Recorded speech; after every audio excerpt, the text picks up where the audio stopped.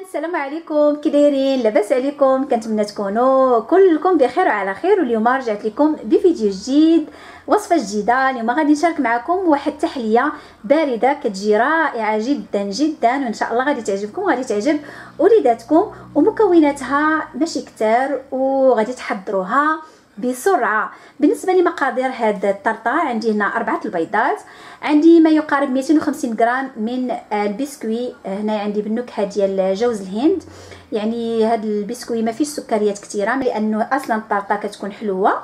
كذلك عندي تقريبا نصف كاس من الزبده المذابه، وعندي نصف كاس من الليمون، عصير الليمون او الحامض. يعني سواء دير واحد الكاس عامر يعني ممتلئ او نصف كاس، لان هاد الطرطه كتجي بالكريمه ديال الحامض، يعني كتجي فيها ديك النكهه ديال الحامض. الناس اللي كيعجبهم المذاق ديال الحامض، انا من الناس اللي كيعجبني.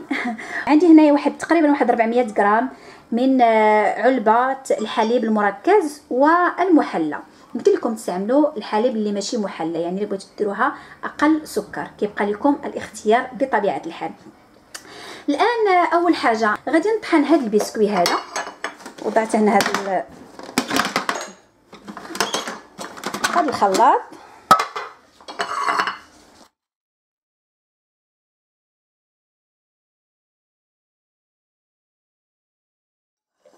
صافي غادي ناخذو وغادي نفرغوه في هذا الاناء. الان ضفت الزبده وغادي نخدم مزيان هذا البسكوي لغايه ما تندمج هذيك الزبده مع البسكوت. ناخذ واحد صفر بيضه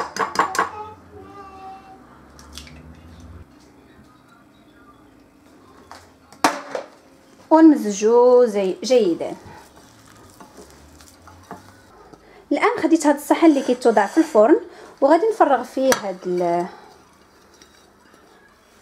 هاد البسكوي، يعني نوزعوه نبسطوه جيدا حتى ياخذ هذاك الشكل ديال القالب. الان غادي ناخذ هاد البسكوي وغادي نوضعوه في الثلاجه ونخليوه يبرد بعد الشيء. غادي نقوموا بتحضير الكريمه. غادي ناخذوا هاد 4 البيضات، غادي ناخذوا فقط الاصفر،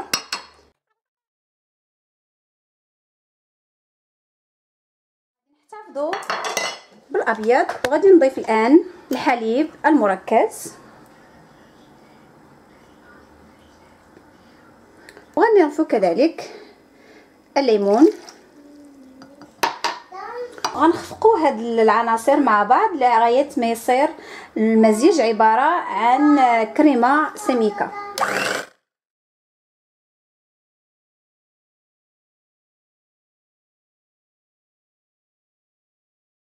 الان غادي نبدا نخفق في البيض. نسيت ما وريتكمش اننا عندنا كذلك واحد نصف كاس من السكر سنيده. يمكن لكم تستعملوا كاس ممتلئ، انايا دائما كنحاول نقص السكر، استعملت فقط تقريبا نصف او اقل من نصف كاس من السكر سنيده.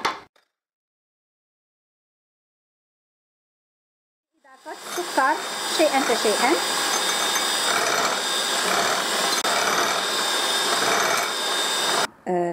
البيض ديالنا اصبح جاهز مباشره. الان غادي ناخذوا البسكوي ديالنا من الثلاجه بعد ما كيكون تجمع جيدا، وغادي نضيفوا عليه هذه الكريمه. فكتجي يعني واحد المذاق رائع بداك نكهه الليمون مع هذا الحليب المركز، كتجي لذيذه. المهم الناس اللي كيعملوا الحميه مره ماشي مشكل، يعني ياخذوا غير شي شويه. نحاولوا نبسطوها. يمكنكم كذلك اضافه، انا صراحه كنضيفهم غير نسيتهم هذه المره، قشور الليمون. حتى هما اللي خدينا العصير ديالهم تاخذوا القشور ديالهم وتمزجوهم مع هاد الكريمه، كيعطيو كذلك واحد النكهه رائعه. وبالنسبه للمورينغ يمكن لكم كذلك تضيفوا الفاني او بودره الفانيلا، سكر الفانيلا. انا ما عنديش، ما استعملتوش. واخر حاجه غادي نضيفوا بشويه يعني نحاول باش ما يتهرش داك البيض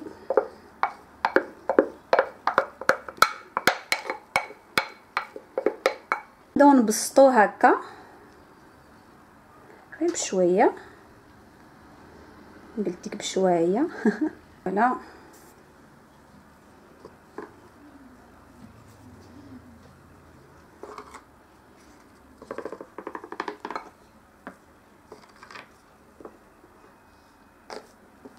باش كتعطي واحد الشكل في الاخير.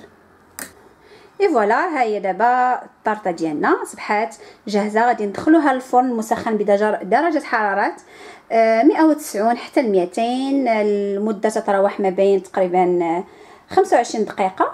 وكيكون هذا هو الشكل النهائي ديال الطارطه بعد ما استخرجتها من الفرن. يعني نحاولوا نحصلوا عليها يعني بهذا اللون هذا، غير لانه غير لما يصبح البيض طيب لما نوضعوها يعني طوطها من التحت حتى الاخير، عاد نحمروها شي شويه من الفوق، وغادي نتركوها يعني بعض الشيء لغايه ما تصبح بارده فوق الطاوله. عاد نوضعوها في الثلاجه، يعني لازم تبرد تماما. اي فوالا، بعد ما استخرجت الطرطه من الثلاجه كيكون هذا هو شكلها النهائي. نتركوها تبرد جيدا. انا ما خليتهاش تبرد يعني بالمره لانني غادي نخرج وغادي نرجع ربما في وقت متاخر، وقلت ربما الاضاءه ما تظهرش لكم، فمازال هي خاصها البروده اكثر من هكا. المهم بغيت نوريكم الشكل ديالها النهائي كيفاش كيكون ملي كتبدا تبرد. يعني كيف ما كتشاهدوا كتكون سهوله باش انكم تاخذوها هكذا من هذا المول، وراها كتحضر بسرعه ما كتاخذش لكم وقت طويل في تحضيرها، وشكلها كذلك كيجي جميل. كنتمنى تعجبكم، كنتمنى تجربوها وتردوا عليا الخبر.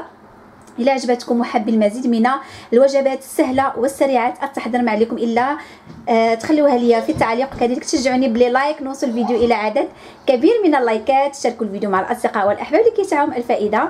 اذا مازال ما شاركتوش في القناه اشتركوا باش توصلوا دائما بكل ما هو جديد. كنقول لكم شكرا جزيلا على المشاهده، ونضرب لكم موعد قريب جدا في فيديو اخر. الى اللقاء.